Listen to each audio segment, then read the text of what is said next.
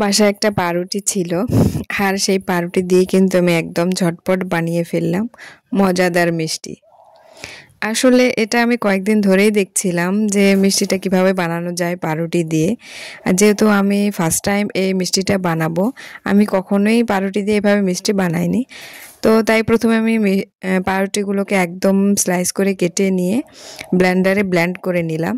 তো এবার এখানে গুঁড়ো করে নিয়েছি, আর এখানে সামান্য গুঁড়ো দুধ দিয়েছি। আর এই সামান্য গুঁড়ো দুধ দিয়ে আমি ভালোভাবে মিক্সড করে নিলাম। এবার এখানে দিয়ে দেবো কুসুম গরম দুধ। আর এই কুসুম গরম দুধ দিয়ে কিন্তু আমি ডোটা বানাবো। আর এই ডোটা কিন্তু অনেক লং টাইম ধরে কিন্তু একদম মাখতে হবে। যদি আপনি একদমই সফটভাবে না মাখেন তাহলে কিন্তু ফেটে যাবে। তো এই দেখেন আমি এভাবে গোল গোল করে এবং মিষ্টিগুলো বানিয়ে নিচ্ছি, আর কিছুটা লম্বাভাবেও বানাচ্ছি, যেন দুটোই দেখতেও সুন্দর লাগে এবং খেতেও মজাদার হয়। তো এখানে আমার বানানো শেষ। এবার আমি সেরার জন্য প্রয়োজন মতো, মানে নিজের চাহিদা মতো চিনি নিয়ে নিব। আমি যতখানি মিষ্টি পছন্দ করি ঠিক ততখানি আমি নিয়েছি।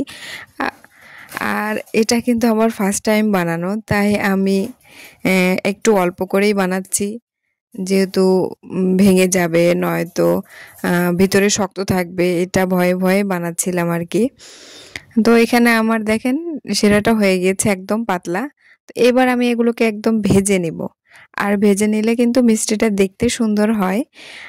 এমনি থেকেও বানানো যায়, কিন্তু তারপর আমি ভেজে নিলাম এই কারণে যে দেখতে সুন্দর হবে, আর খেতেও নাকি অনেক সুস্বাদু হয়।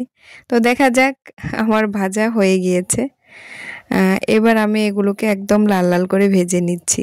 দেখেন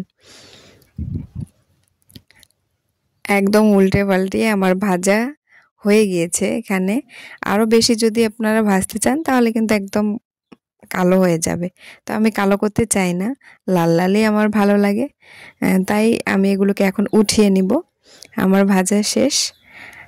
দেখেন আমি সবগুলোই উঠিয়ে নিয়ে নিলাম। এবার ফাইনাল লুক। আসলে মিষ্টিটা কিন্তু দেখতেও অসাধারণ হয়েছে। আর কিছুটা আমি এমনি রেখেছিলাম, এগুলো কিন্তু আমি ভাজি নাই। তো ধন্যবাদ সবাইকে, কেমন হয়েছে জানাবেন।